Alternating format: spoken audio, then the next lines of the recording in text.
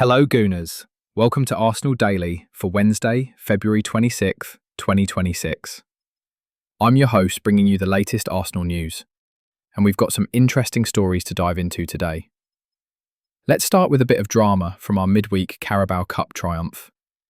Chelsea boss Liam Rossinier has publicly accused Arsenal of showing disrespect during the pre-match warm-up before Tuesday's semi-final second leg at the Emirates.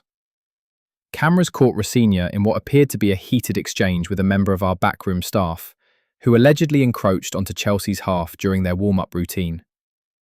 After the match, Rossinier didn't hold back, saying, "There are certain etiquettes in football.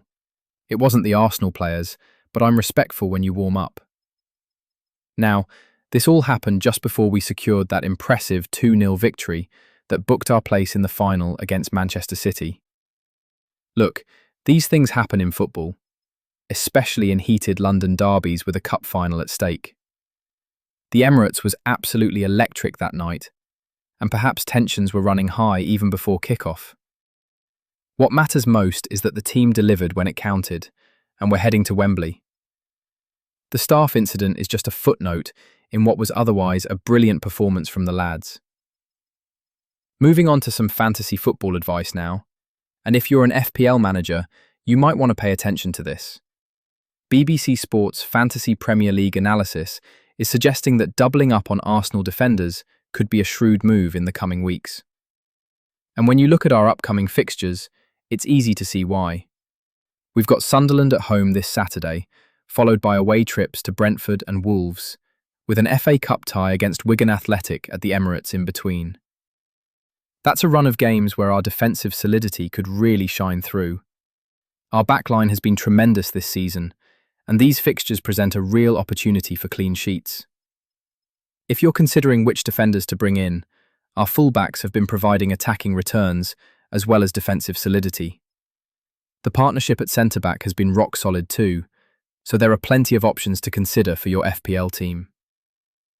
Speaking of our match against Sunderland this weekend, it's crucial we maintain our momentum in the league. They've been struggling near the bottom of the table, but we can't afford any complacency, especially with that North London derby against Tottenham looming later this month. Every point is precious at this stage of the season. Now, let's check in on some former Gunners. Alex Oxlade-Chamberlain is reportedly close to joining Celtic as a free agent. The 32-year-old, who made nearly 200 appearances for us between 2011 and 2017, has been without a club since leaving Liverpool last summer. It would be great to see the Ox back in action again. He was always a popular figure during his time at Arsenal, and despite the injury troubles that hampered parts of his career, he showed real quality when fit. Meanwhile, another ex-Gunner, Theo Walcott, has been sharing some insights on BBC about the challenges young players face when breaking into first-team football. Theo drew from his own experiences at Southampton and Arsenal, and it's always interesting to hear these perspectives from players who came through at such a young age. Looking ahead to our upcoming fixtures, this period could be pivotal for our season.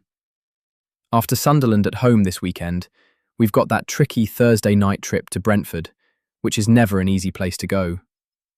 Then comes the FA Cup tie against Wigan, where we'll be heavy favourites but need to remain professional. And of course, the month culminates with that massive North London derby against Tottenham on February 22nd.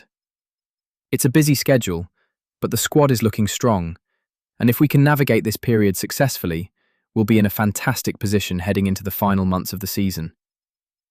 That's all for today's Arsenal Daily. Thanks for listening, and remember to check back tomorrow for more news and updates from the club we all love. Come on, you Gunners.